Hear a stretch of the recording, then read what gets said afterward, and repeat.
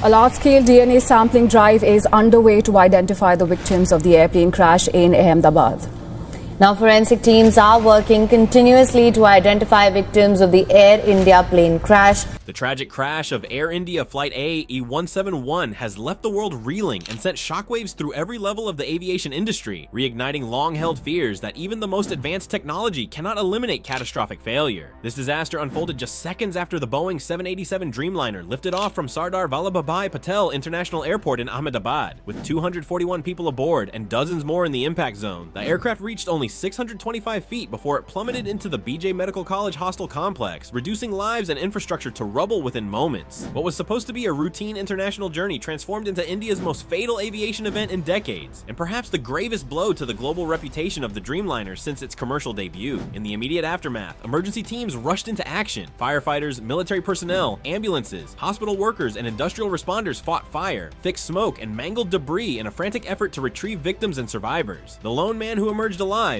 British national Vishwas K. Romesh, became a symbol of improbable survival. While many clung to hope for other miracles, authorities confirmed that 280 people, including ground casualties, had perished. Forensic teams commenced a massive DNA identification effort to match remains with loved ones. Families were devastated, their lives ripped apart in an instant, while government and aviation leaders were thrust into crisis mode. As investigators scoured the wreckage for clues, attention immediately turned to the flight's black boxes. The digital flight data recorder and cockpit voice recorder were recovered, albeit with signs of external damage. One unit, reportedly beyond local repair capabilities, was designated for analysis in the United States under the supervision of the National Transportation Safety Board, NTSB, with participation from the UK's Air Accidents Investigation Branch, AAIB, and Boeing technical teams. The initial 30-day investigation window will shape global response strategies, while the final conclusions, due within a year, are expected to influence operational policy far beyond India's borders. Engineers and aviation safety specialists are narrowing down possibilities surrounding the disaster. Early reports indicate a catastrophic loss of thrust, with flight instruments recording a steep nose-up pitch followed by a stall. The aircraft, only 11 years old and recently serviced, had one new engine and another maintained within acceptable timelines. However, the activation of the emergency ram air turbine, a device used in the event of complete power loss, suggested more severe electrical or hydraulic failures. While bird strikes were ruled out using surveillance footage, the focus shifted to possible flap or landing gear anomalies, fuel contamination, or broader onboard systems breakdowns. This incident has placed a glaring spotlight on India's aviation safety infrastructure. The Directorate General of Civil Aviation, DGCA, while experienced, has now come under scrutiny for lacking the autonomy and institutional power seen in its Western counterparts. In the wake of the crash, the DGCA ordered immediate inspections of all Boeing 787 and 789 aircraft in Air India's active roster. Additionally, Air India initiated comprehensive maintenance audits, though initial findings suggested no widespread irregularities. Nevertheless, concerns surrounding oversight, communication failures, and institutional fatigue were impossible to ignore. Internal reports from previous months had highlighted maintenance delays and irregularities, issues that were not tied directly to this flight but now appear dangerously relevant. The human impact was staggering. Hospitals across Ahmedabad were flooded with victims and distraught family members. Entire university buildings near the crash site were shut down as part of the emergency response, and mental health professionals were deployed alongside first responders. The trauma extended far beyond the physically wounded. Survivors, relatives, and emergency workers described symptoms of psychological distress, grief, and confusion. The surviving passenger, though lucky to be alive, was in deep emotional shock, often silent or tearful, suffering from visible disorientation and survivor's guilt. His partial memories of the flight, including the smell of chemicals and non-functioning oxygen masks, align with theories of total systems failure, vital insights that may guide the direction of the investigation.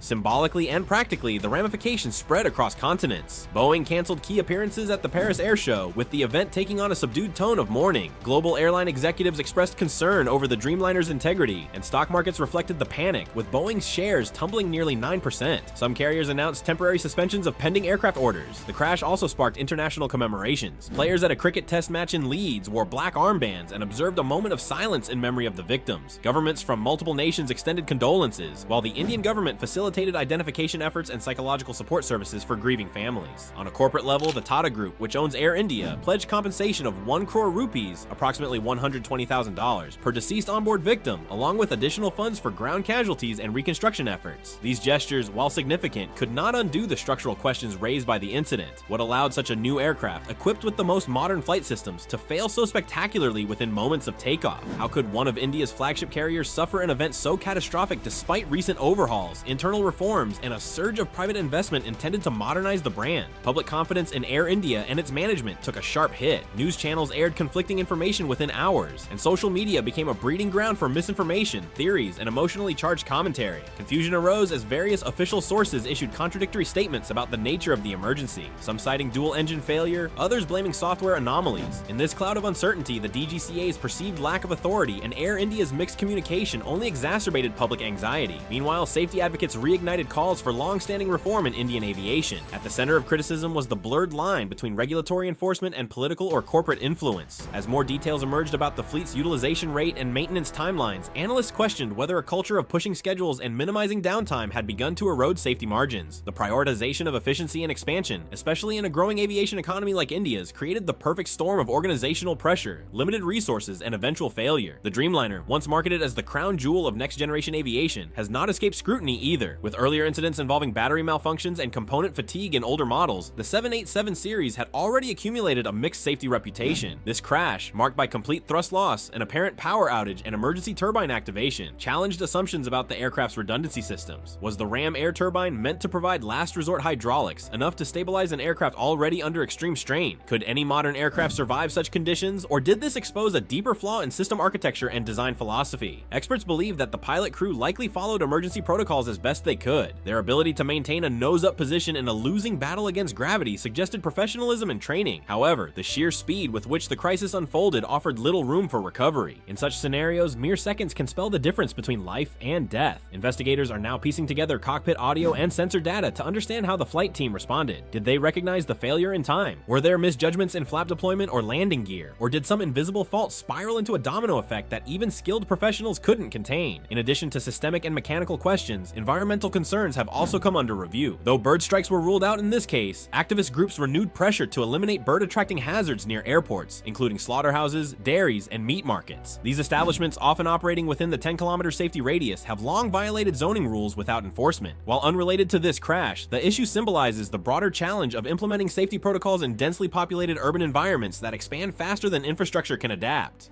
First responders and aviation staff across India and beyond reported emotional trauma following the crash. Even airline workers who had no direct link to AI-171 spoke of heightened anxiety and emotional fatigue. One gate agent recalled how a routine announcement triggered tears. A cabin crew member confessed that safety briefings now carry an emotional weight that never existed before. These reactions represent the unseen ripple effects of a large-scale disaster, not captured in investigation reports but lived by the people who keep aviation running every day. The presence of misinformation and speculation has added further strain to the process. Amateur analysis videos, doctored images, and anonymous insider claims muddied the public's understanding of what actually happened. The government has since urged restraint and called for verified updates from official investigation channels. Yet the very existence of this information vacuum reveals a deeper issue: public institutions' inability to control narratives during fast-moving crises. Transparency is not just a value but a necessity in such times. A delay or lack of clear communication allows fear and fiction to fill the void. Another overlooked element in such disasters is how they alter the trajectory of aviation culture in subtle but lasting ways. Airlines become more conservative with equipment, policies shift toward redundancy, and regulators impose tighter constraints. These moves are necessary but often reactive rather than proactive. The tragedy of AI-171 may force aviation leaders to reassess not only technical parameters but also how mental health, organizational culture, and long-term maintenance discipline intersect. These softer metrics, though harder to measure, are just as critical to safety as any flight data recorder. The flight's sole survivor stands as a haunting reminder of the randomness of tragedy. Medically stable but emotionally fractured, he is both a key witness and a living echo of horror. His recollections, oxygen masks failing, a cabin filled with the smell of burning, match the timeline investigators are establishing. His perspective may help decode moments of confusion inside the aircraft that no instrument could capture, but his survival also amplifies the emotional gravity of the loss. Every life that didn't make it out stands in sharper contrast to the miracle that he represents. The loss of Flight AI-171 has deeply wounded a nation and exposed fractures in both technology and governance. This was more than a technical failure. It was a systemic collapse involving multiple layers: regulatory, corporate, environmental, psychological. The next few months will be critical. As the preliminary report nears release, pressure mounts on investigators to explain what caused such an advanced aircraft to fail catastrophically and whether the disaster could have been avoided through better oversight, smarter design, or more cautious operational practices. Air India's decision to suspend flight numbers AI-171 and its reciprocal routes is symbolic but necessary. Trauma lingers in the digits associated with disaster, and changing them signals a small step toward healing. However, true recovery lies not in renaming flights but in rebuilding trust. That requires requires not just financial compensation, but structural accountability, improved communication, and cultural transformation in how aviation is handled at every level. The world now watches closely, not just to understand what happened in those 30 fatal seconds, but to see whether those lessons will lead to enduring change or fade like so many promises made in the wake of tragedy.